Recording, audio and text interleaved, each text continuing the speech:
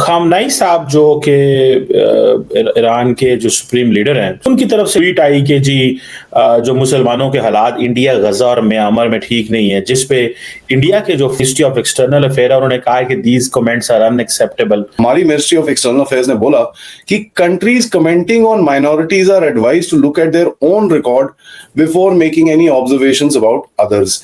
ये एक बहुत स्ट्रॉन्ग स्टेटमेंट था कि भाई भारत ने बोला भाई साहब पहले अपनी खोली में जान के देख लो।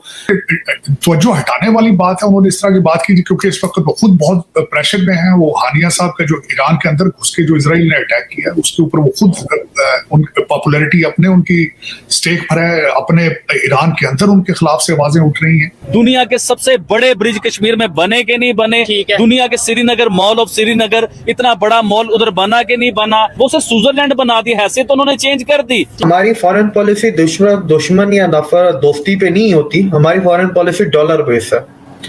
कल इंडिया डॉलर देने के लिए मान जाए, आप देखिएगा इंडिया के साथ अगर ना दोस्ती की पाकिस्तान ने, ना इंडिया के पैरों में गिरा, ये तबका को एक्चुअली चोट लगती है because Bharat has been supplying weapons to Israel and कहीं ना कहीं सुप्रीम कोर्ट की तरफ से भी बोला गया कि साहब listen, we can not be interfering in the foreign policy of this country and जो वेपन जाने हैं, जो भी चीज होनी है, that is the prerogative of the government और जो वो अगर कर रहे हैं that needs to be done. Pakistan को जब फ्री में पैसे मिलते थे, एड मिलती थी जिसको हमें वापस नहीं करना, जिसका हमें सूद नहीं लेना, उस अमेरिका के साथ जब हमने धोखे कर दिए तो क्या गारंटी हम चाइना के साथ धोखा नहीं करेंगे? तो कल क्या गारंटी है कि चाइना के भी पैसे हम खा जाएंगे जिससे हम अपने हालात नहीं सुधारेंगे?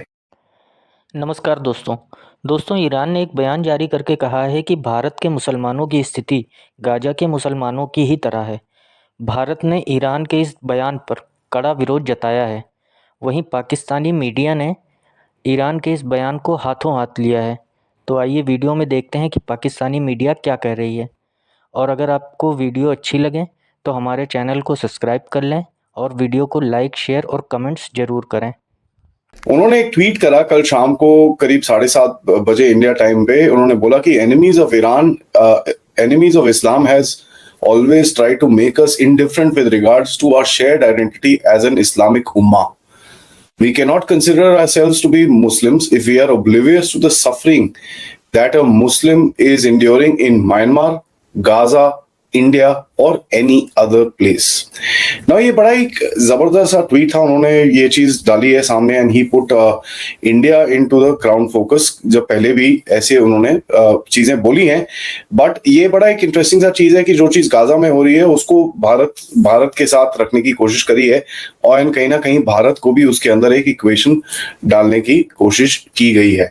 इसके ऊपर भारतीय जो मिनिस्ट्री ऑफ एक्सटर्नल अफेयर्स है उसका काफी जबरदस्त सा एक जवाब आया। उन्होंने बोला कि भाई जो स्टेटमेंट है अनएक्सेप्टेबल है कमेंट्स, और जो सुप्रीम लीडर के जो कमेंट्स हैं भारत बिल्कुल भी उसको एक्सेप्ट नहीं करेगा।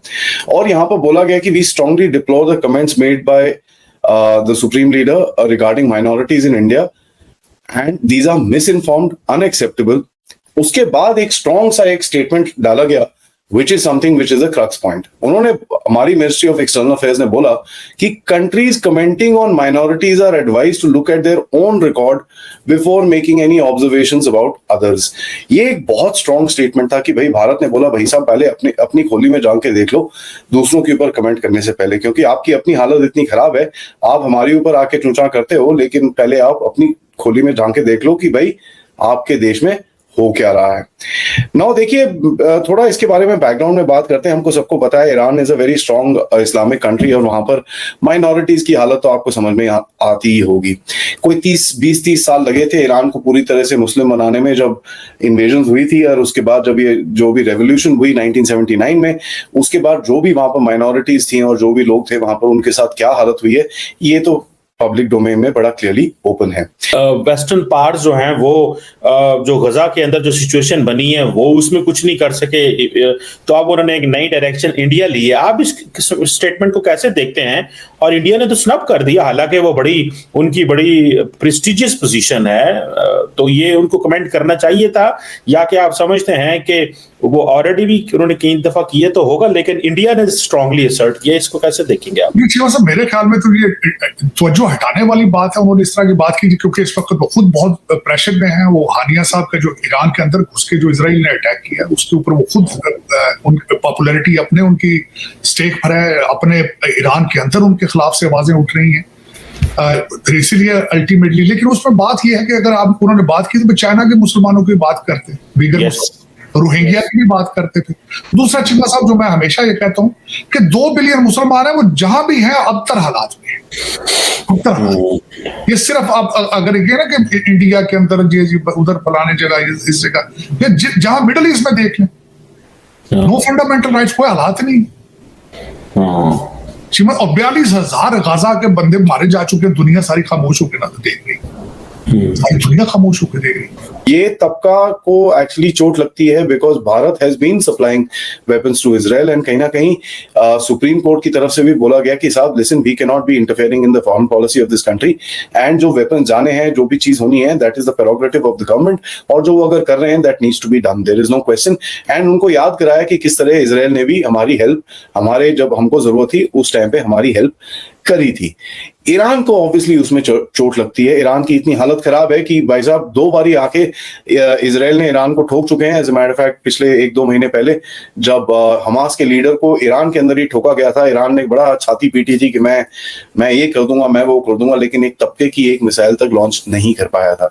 पिछली बारी भी जब ऐसा कुछ हुआ था, पूरी तरह से फिक्स मैच करके ईरान ने रिस्पॉन्ड किया था इजराइल को सबको बताने के बाद, अच्छा भाई मैं इतनी रॉकेट्स यहाँ पर इस टाइम पे फेंकने वाला हूँ, तो आप लोग इसको जरा देख लेना, मेरे को अपना पब्लिक को थोड़ा ठंडा करना है, एंड दिस एंड दैट। तो कहीं ना कहीं देखिए ईरान की जो हालत है, it's not that particularly strong. Raisi साहब के डेथ के बाद एक चीज जो दिखती है, राइसी साहब was a very very hardcore hardliner, and जो नए प्रेसिडेंट आए हैं उनकी तरफ से एक चीज दिखती है कि साहब he is a little more mellow, and as a matter of fact वो कहीं ना कहीं ही does not want to actually go ahead and become that hardcore radical sort of a person। यहाँ पर 1-2 दिन पहले उन्होंने एक लंबा चौड़ा सा स्टेटमेंट दिया था जहां उन्होंने बोला कि साहब अभी 2 साल, by the way today is 2 years to Mahsa आसमीज डेथ।